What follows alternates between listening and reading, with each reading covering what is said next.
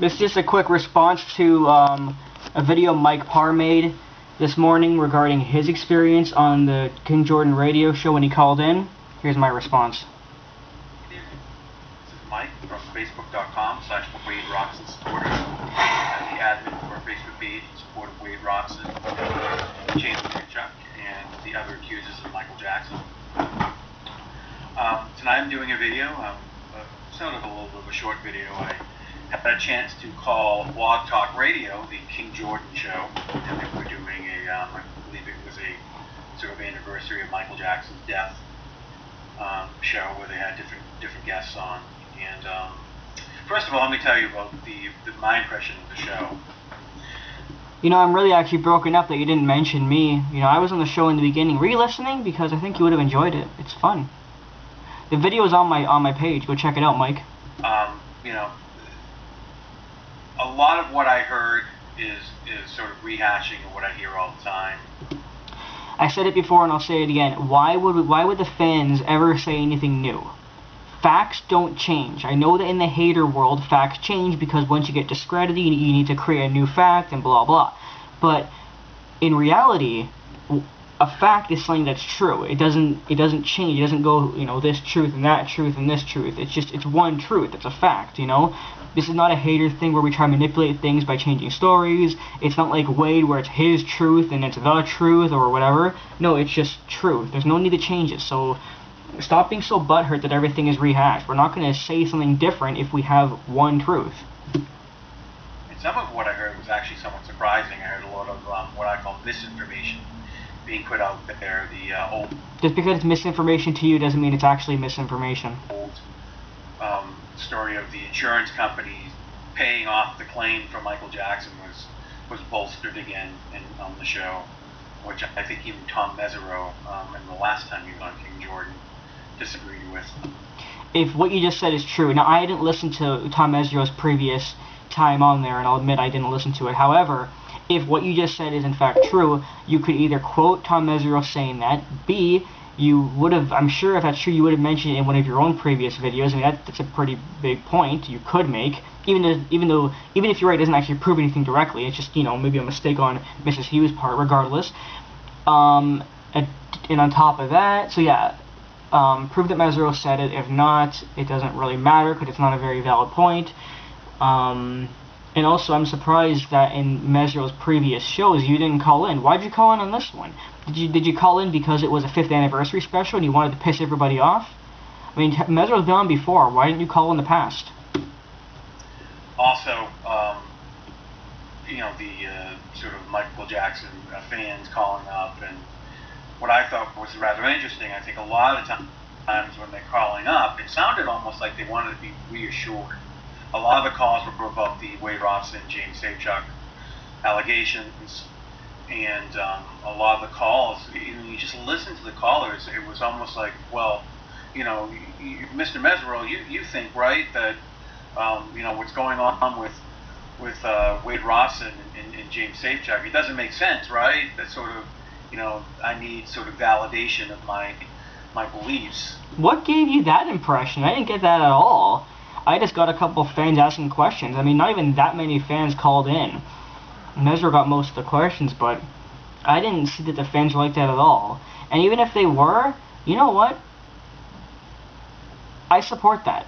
I mean, not support, I understand it, because you know what? Yeah, you do make a somewhat valid point. If the fans are like, oh, I need reassurance, you know, it means that, yeah, it means that a lot of fans are starting to be kind of like, I'm questioning it. I mean, when Jimmy Safechuck came out, I questioned it. I was going to say this in the myth versus reality video, but I didn't say it. I was going to say that when Jimmy Safechuck first came out right away, you know, a lot of fans are like, nope, he's lying.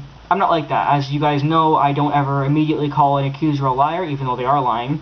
I like to research first, then call them a liar once I figure out that they're in fact lying.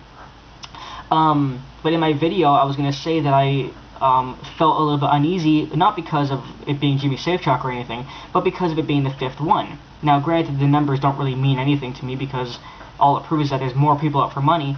But at first, I was kind of like, man, this keeps happening, and I kind of felt uneasy, and I almost like believed Jimmy the same way I almost believed Gavin. And then again, I researched Jimmy a little bit and found out he was also just another liar. with the Diane Diamond thing and same lawyer as Wade and all this stuff, I just, I felt, again, those points point to him lying. But what I'm saying is that it makes sense to feel a little bit uneasy considering that there's been 5 people.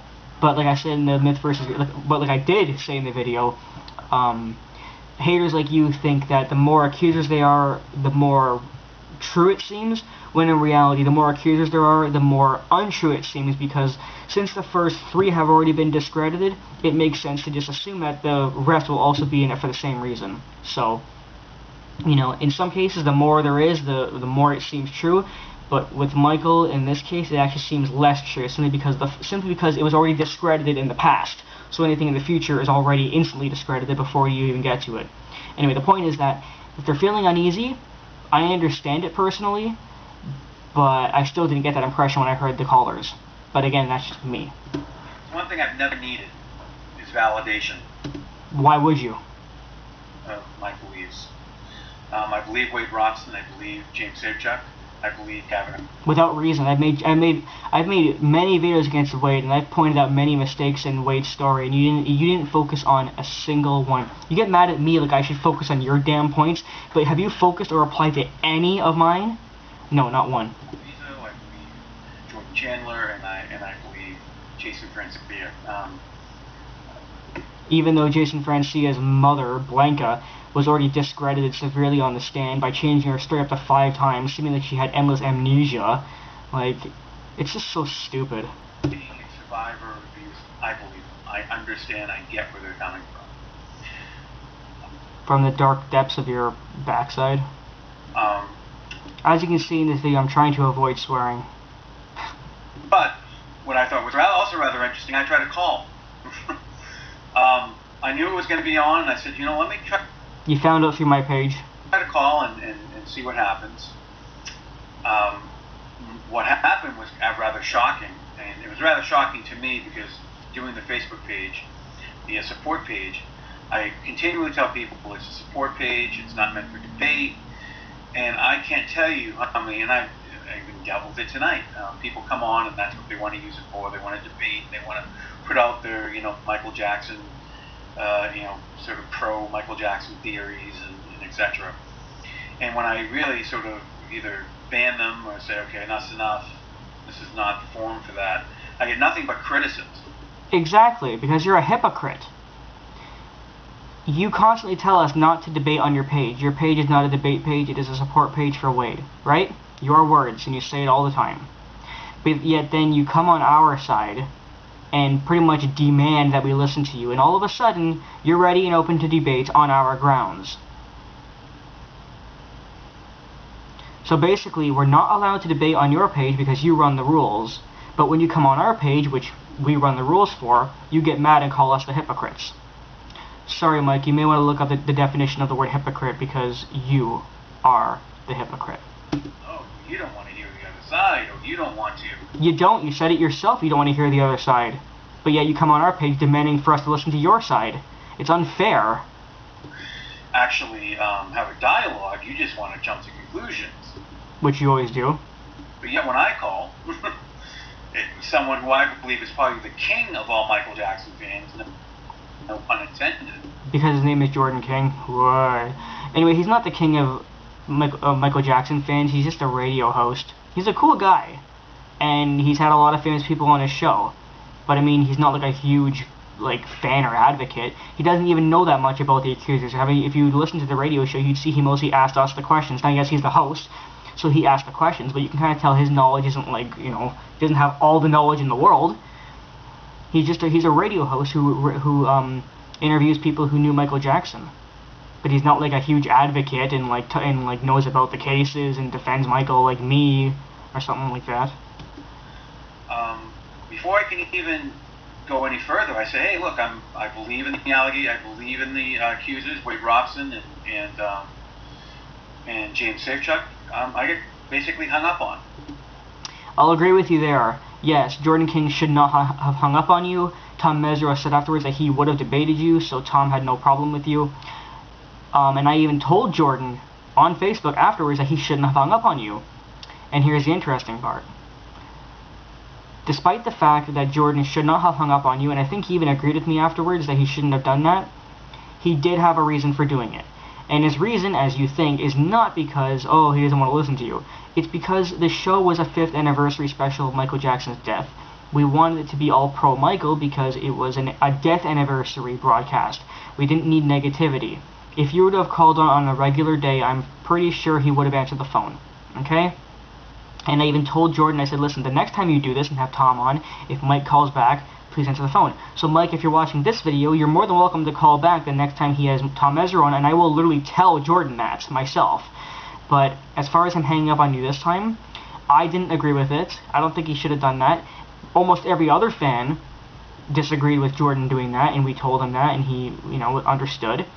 So, however, at the same time, we also understand that the reason he did it is because he wanted all pro Michael, because it was a 5th anniversary death special. That's the reason. It wasn't because we didn't want to listen to you, Mike. He would have spoken to you. Tom would have spoken to you. I would have spoken to you had I still been there at the time. And even the other fans wanted to hear your opinion. Granted, a lot of the fans only wanted to hear you because they wanted to hear Tom destroy you, but regardless, they still wanted to hear you. So, no, we're not against you speaking. We actually did want to have you on there. Basically, this is not the show for you. Click. Yeah. There's your words being said back to you. How does it feel? And what shocked me as somebody, if I was Tom Mesereau, it made him look very small and petty. How does Jordan King hanging up on you make Tom look small and petty? This is a man that's a defense attorney. This is a man that gets asked hard questions every day.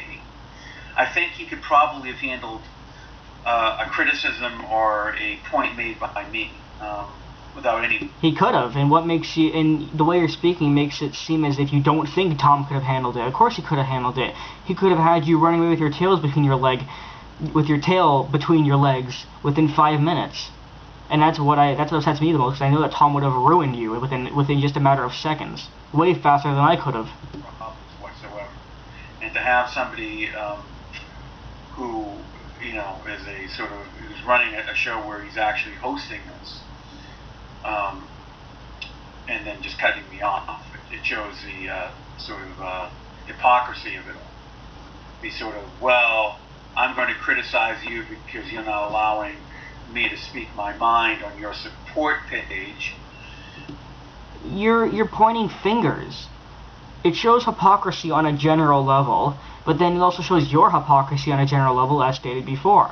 But it doesn't make Jordan King the hypocrite, because he's the one... Jordan King has never ever said, oh, I want to talk to Mike. Jordan doesn't even know who you are. I told him. When you were calling in, I saw your name in the text box and said, Allies of Wade Robinson. I was like, oh my god, fucking Mike's there. And then Jordan King messaged me saying, oh, a guy named Mike Parzali is calling in. Who's that? And I said, that's Mike Parr, the guy I always talk about in videos. And he goes, oh, really? Are you sure? He didn't even fucking know who you were at first. So to call Jordan the hypocrite, even though he's never wanted to debate you on your own page, didn't even really know your name, doesn't make him the hypocrite. It kind of makes the whole situation hypocritical, but not him specifically, so why are you pointing fingers? And if we look at it on a general level, it makes you a hypocrite as well. In fact, a bigger one, as I stated a few minutes ago. Anyway, there's about a minute and a half left. I'm done. I think I covered more or less everything I wanted to say to you. And look, I didn't swear at you, Mike. Bye.